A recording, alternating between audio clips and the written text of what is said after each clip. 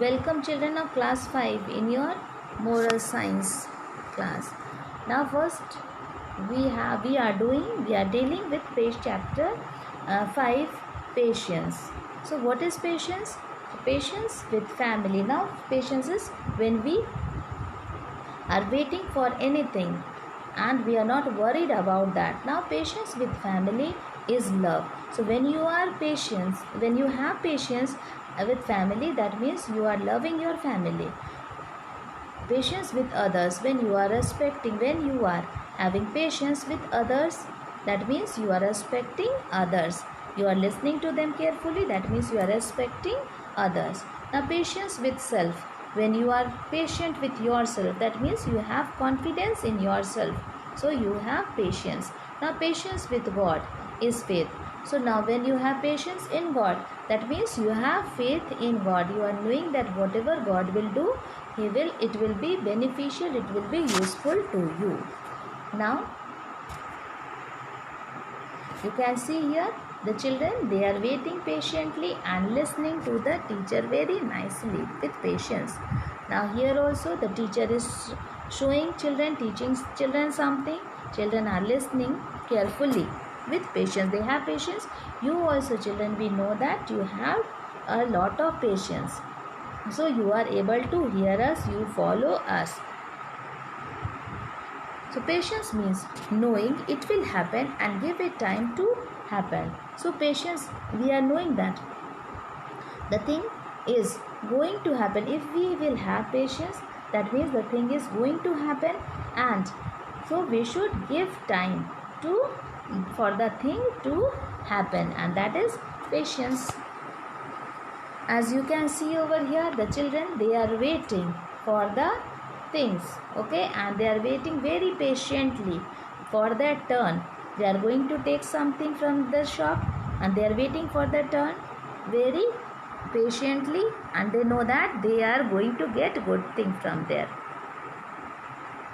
So we will do this reflection. Grief and sorrow do not come to us by chance. They are sent to us by the divine mercy for our perfecting.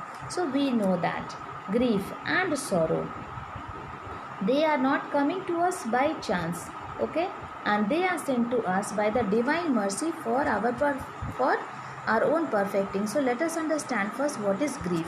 So grief is the normal and natural response we experience when we lose someone or something that has had meaning in our lives. So when we have grief, then what happens? If we have lost something, when we have lost something, when we have lost someone, and that person, he was very meaningful in our life, that person was very important, or the thing was very important in our life, then we feel very sad for that, okay. At that time we don't want to do anything. It is what we think and feel on the inside, what we are thinking, what we are feeling. It is numbness. We want to be quiet, we are sad, we have anger inside, we are feeling sorry, we are guilt, relief, we want to be relief, and etc., all rolled up into one. So all the things, they are coming into one, packed into one, and that is our grief. Now grief never ends, but it changes. It's a passage, not a place to stay. Grief is not a sign of weakness nor a lack of faith. It is the price of love. So we should consider that grief, what happens? It never ends. It changes from one path. It changes its path from one path. He goes to the other way, and it does not stay at one place. Grief is not a sign, so we should not think it as a sign of weakness. Okay, we should consider it as our strength. When we will pass through the grief, when we are going to pass through the grief, that means we will become strong, okay, nor a lack of faith. We should not lose faith over there, and it is the price of love. So we should be love, we should have love in that. We should not become weak. Now, our sorrows and wounds are healed only when we touch them with compassion. So when we have sorrows, okay, when we have sorrows, when we have grief, when we have wounds in us, then what we should do, they will be healed, they will be made up when we will touch them with compassion, when we have love for them, when we have affection for them, then they will be healed, they will be all right. Then let us understand this.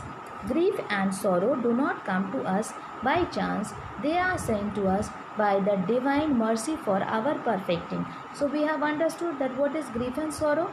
Grief and sorrow, they have come to us, they have not come to us by chance. So God has sent those uh, grief and sorrow to us.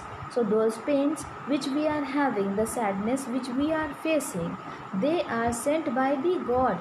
And why God has sent it? The God has sent it so that we pass through that stage.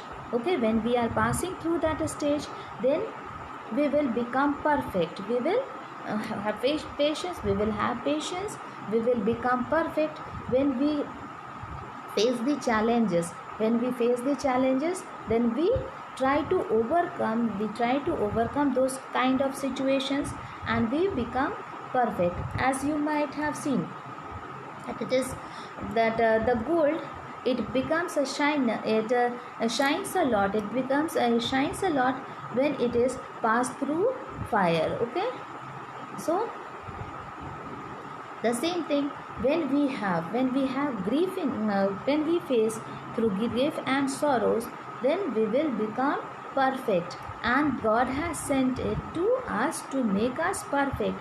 And when we should not follow, we should not forget God there, we should remember God, we should try to call God in those kind of situation. We should ask for the help of God, and we know that God is going to help us in all kinds of situation. So they have come to uh, come to us. Why they have come to us? Because God wanted that this grief and sorrow should come to us, and we should face them well, with laughter, and take it as a challenge and become perfect. So thank you.